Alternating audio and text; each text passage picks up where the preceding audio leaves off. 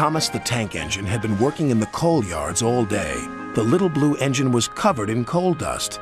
"We can't clean you up tonight, Thomas," said his driver. "There's a problem with the hose pipe." "Bother," said Thomas. "A bath would make me feel much better." And yet somehow that headlamp is sparkling white. What are the odds? And yeah, not like they couldn't just borrow some water from all the other steam engines. What, is water that scarce on the island today? Anyway, when Thomas got back to Tidmouth sheds, he noticed James was boasting about how great he was again. "It's been like this all day," confided Percy to Thomas. "James is getting a new coat of paint and won't stop boasting about it." "Why, James? I'm the one who needs a new coat. Look at me."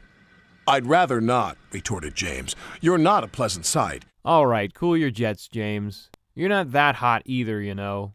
Plus, how can you see Thomas when he's behind you anyway? It's not like you have rear-view mirrors. Figures the drama queens of Sodor would be arguing over who's best. Later, as James got painted, Henry accidentally derailed some trucks. "If you can't push cars properly, Henry, why not talk to a tree instead? You know how much you like the forest." "As a matter of fact, bossy boiler, Sir Topham Hatt is inspecting the island for trees that are too close to the line. He's worried they might cause trouble." "Pah!" laughed James. So is Henry supposed to sound like he has a cold?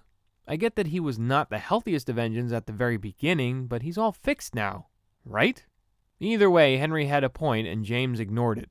Okay, so puffed up James is finding no one's criticisms useful, when actually he could use them. Like Percy's, for example. "You wouldn't feel important if one of those trees crashed on you. You'd feel hurt," reproached Percy. "Rubbish! It wouldn't dare." "You should be careful, James. Trees can be just as powerful as engines," advised Terence. "Oh, please." Wow, so ignorant. Come on, James, you can't be serious. You're really failing to acknowledge anything that's being said to you. Good golly, even Terence, who we haven't heard from since season 3. But of course, he went on about his business until Top Hat changed his plans. "You must go to the yards and collect an important goods train, James. It's heavy, so be careful," said Sir Topham Hatt. "But, sir, I've just been repainted. Can't Thomas or Percy do it? They're dirty and like working with freight cars." "Really useful engines don't argue."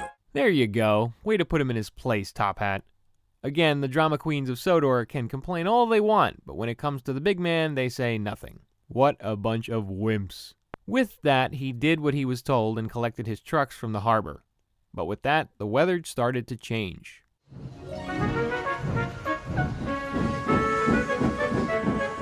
Soon they came to a hill, and his driver knew they were in for a difficult time.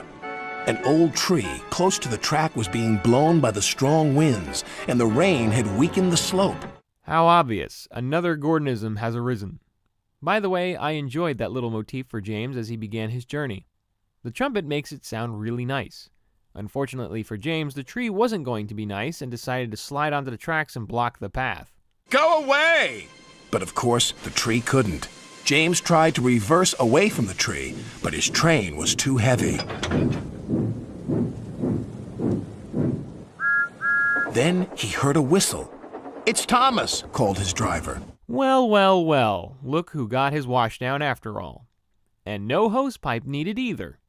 Luckily for James, Thomas was kind enough to focus on helping him instead of jabbing like he did in the past when he was a fussy tank engine. The reason for that was the tree quickly toppled over not long after. Yeah, tree 1, James Zippo. "Percy and Terence were so right to warn me. Thank you for rescuing me, Thomas." "Oh, that's all right. We engines must pull together, whatever the weather." Just then, Edward bustled in. "Sir Topham Hatt thinks you're both brave engines. Thomas, you're going to have a new coat of paint. And James, Sir Topham Hatt says that tomorrow you'll pull the Special Express."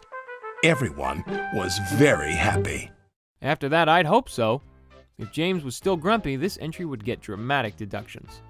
This story is more or less just another Gordonism formula focusing on one of the drama queens of Sodor, again. James thinks he's better than Mother Nature when really nobody can beat Mother Nature. It's a fact of life. Not much more to it than that. It's not a bad episode, nor is it anything to really praise over either. What was interesting to see was how Thomas handled the moment to jab James, but he didn't. It's nice that Thomas knew that for this particular scenario. Hopefully he keeps that in mind for future times. I also like that Terence was around again to say something. He really should be used more, of which the same could be said for Edward. Music was quite honestly a bit disappointing though. Yes, we did hear James's theme a couple times, but aside from that, it was all intro and outro incidental music. No other cues to point out. Visuals, on the other hand, were a tad stronger. We see the regular structures like Kirk Ronan Station, Brendam Docks, and Tidmouth Sheds. However, the coaling plant that Thomas runs around in is new. It looks like the same place from episode 1 of season 2, but apparently it's different. What's also different is the lighting in this season. So far, the episodes have been a very warm sunset tone. It's pretty, but somehow it makes me reminisce to the earlier seasons where everything was much more raw in its presentation, with blue skies, white clouds, and it was just clear most of the time. We're only starting season 5, and look how far we've come. Next episode is Gordon and the Gremlin. Thanks for watching.